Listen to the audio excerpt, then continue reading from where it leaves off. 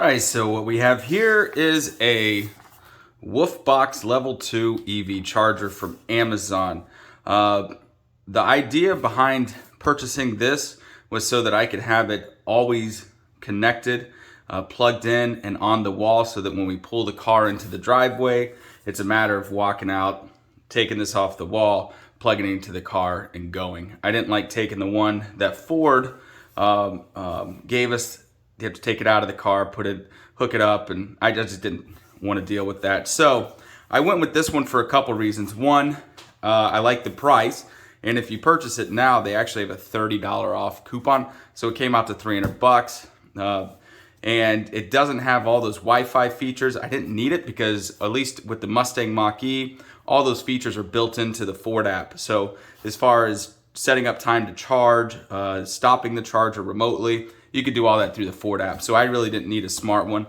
Also, I wanted something that was at least 32 amps. This one is 40 amps, supposedly. And it has a 25-foot cord. That way I have plenty of room. So we're gonna unbox it. And the big thing I'm looking for is I wanna see if it has a UL sticker on it. If not, I'll have to make a decision whether or not I wanna return it and get one with a UL. But that's just something that a few people have recommended on one of the Mustang Mach E pages before you plug it into your car. At least you know if it's UL certified, then it's been tested. So, all right, let's get into the boxing. Let's see what this thing looks like, see how it feels.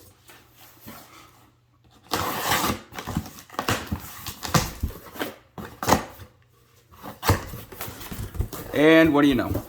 Amazon box usually includes another box, and that is no different than this case.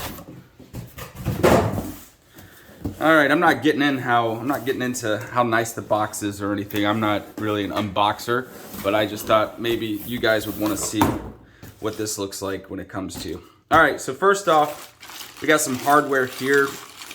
This is actually pretty cool. I wanted to see what one of these looked like.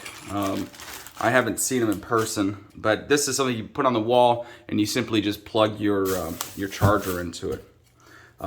Neat thing to do is keep it out of the rain. So here we have the plug. That's exactly what I wanted to see.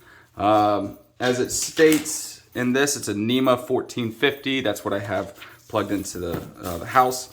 I also was curious about the gauge of the wire. So this actually looks like it could possibly be the 8 gauge, which you should have to have 8 gauge to run the amperage that this thing says it's running. So that's good to see. That's pretty thick. All right, EV charger, pretty generic, which is fine with me. I also like the idea that it's one of the cheaper versions, because in the event that somebody feels the need to steal this, which wouldn't be difficult seeing as how it's just plugged into an outlet on the wall, then at least I'm not out, $500, $600, $700, $800. This is just $300. So, all right, so here's the charger. Cool. I like the, this is something Ford doesn't even have, which is kind of neat. So I like that, the dust cover, but if you have the dust cover, I don't think the dust cover would actually, I don't think it would work. Obviously it won't. So yeah, so I guess for me, it's gonna be hanging off like that. So I don't know when I would be using the dust cover. Cool to have though, right? Some people might just be sticking this in their car. We got this cool carrying case, which I'll have to figure out. Not that I would ever take this charger with me. That's the whole point of buying this one, is so that I wouldn't have to take it with me. All right, so let's look at the directions. I might guess these directions are going to be about as useful as any other directions that have this ubiquitous font. It's always funny that they use this type of font when it's coming from another country that doesn't write their instructions very, very clearly in English. But this one actually looks pretty good. Hey, check that out. Wiring authentication. So it says, I don't know if you could see that there. I mean, actually, I probably should have started this with turning the light on.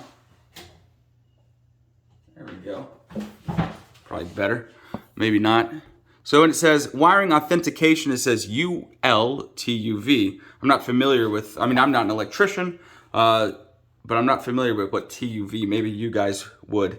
So it does have wiring standards, IEC 61851-217. The button material, that's kind of cool. The button material is, it says Cursite. Copper, Cursite, rubber, plastic. Okay, very, very interesting. Oh, there's a cool diagram for you if you don't know how to charge your EV that you just spent $50,000 or more on. But yeah, so if you're unsure how to charge your EV, there is step-by-step pictures. Okay, so there, I'll put those there. Don't know if anybody be able to grab those or not, but there they are. All right, so it says in the manual that it's UL listed. Let's see if we can find that anywhere on the actual device itself. I see part number there, but I don't see a UL sticker. Let's go on the back side of this.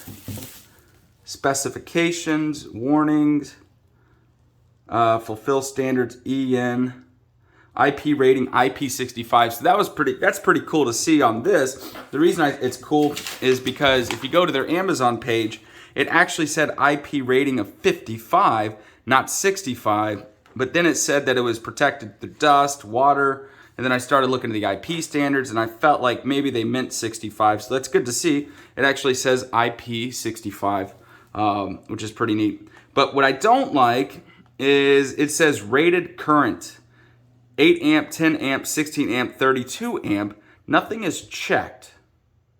So I don't know what amperage this is. Okay, so the handle, if you look at the handle, it actually says 240 volt, 40 amp. So that means the handle is rated for 40 amps, but what is this? I specifically purchased this model, the one that's 359, and the color is 40A NEMA 1450. So I was assuming, as the pictures say, if you go on there, it actually shows 40 amps. But I don't see anything here. It says it has a light for power, charge, fault 1, fault 2.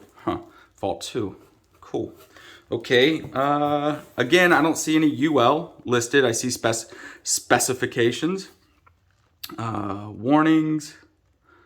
So there's the LED faults, but nothing on here actually says what the amperage is. Again, thick cable. So I'm definitely going to be running the correct voltage through it, and it's up to this device right here to figure out how many amps it wants to send here. So hardware, nice little hook and handle. So that's pretty much it. It's a pretty simple unboxing. Wiring, I'm trying to look and see what the wiring actually says on it, if it tells me what it... So it's actually 9 gauge. So it's 9 gauge times 3C. C would, I'm guessing, would be common, and 3 would be your red, black, white, and then the C would probably be green, the common. But it's only 9 gauge. It does say UL there, so great, at least the cable. 9 gauge. So this will be interesting to find out. All right, so I'm going to end the video portion here. I'm going to go set it up, plug it into the car, and we'll go from there. All right, so we're outside. I got the box. I'm going to go ahead and hook that up. I'm not going to install any of the hardware, because I want to make sure that this will actually work first before I do that. So here's the box that I have installed. I actually originally installed this for my backup generator to plug in for the common power outages we have here in Texas. So that would be the plug that I need. And I know that I've run 40 amps, 30 amps, 32 amps, 40 amps through this in the past. So I know this is rated for it. And I know how quickly and how much power goes through the Ford charger. So I at least want to match that. I don't expect or even care if I get more more power going through a quicker charger. It'd be nice, but that wasn't the whole point of buying this. It was simply so that I could plug that Mustang into there without moving the Jeep or getting really close and stretching the Ford cable. So that was the idea for this particular one, in the fact that it has a 25-foot cable. So we're gonna plug it up and see what happens. Hopefully we got no faults.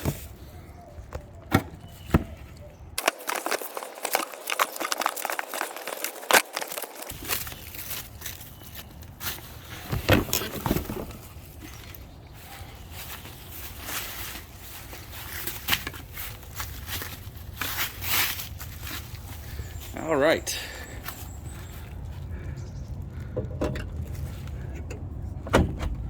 Plugged in, and I'm not dead yet. Twist this around. We got a power light on, no faults, so I didn't expect any faults at this point, simply because the Ford charger hasn't created any faults, so I know my wiring is fine. So now we just pull this, and we're about to find out if it actually is 25 feet.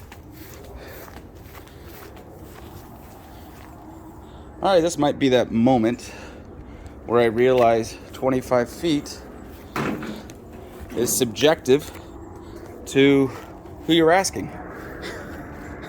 This is clearly, maybe it is 25 feet.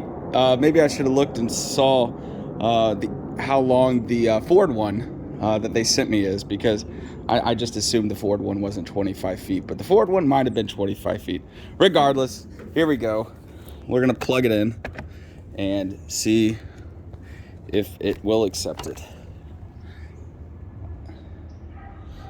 Wow, okay. Plugging in the Amazon $300 EV charger.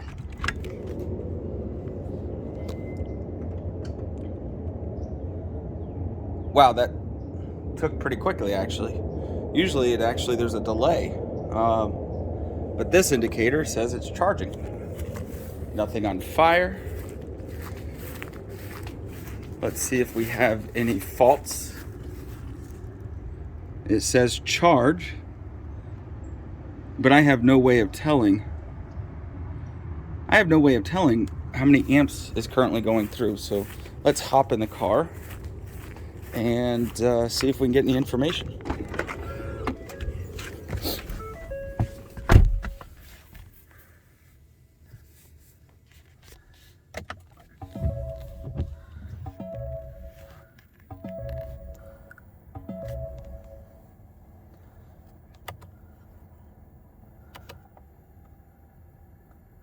Charging 100% at 2:22 p.m. and right now it is 8:21, so basically 6 hours. So that's the math. It usually takes about 10 hours to charge at zero. So that's about right. We got 55% to go. It'll take roughly 6 hours. It'll probably pick up speed a little bit, as it usually does once it starts charging. And once it gets warmer, it'll charge quicker. So this thing works. As of right now, it works. I wish the cord was a little bit longer. I could have taken a measuring tape and made a better choice, but I didn't. I didn't see any 30-foot cords out there. So I think 25 foot is it. I might just have to inch a little bit closer to the Jeep, or figure out a way to, ideally I know what I should do. I should just clean out the garage and put the Jeep in there. But no, I'd much rather spend more money and get an extension cord and go from there. So, hey, I appreciate the video. I hope this helped somebody in making a choice. And I'll get an update here maybe in a month after using this thing to make sure it's still working properly. But if anybody has any questions, put them in the comments and I'll be sure to answer them. All right, y'all have a good one.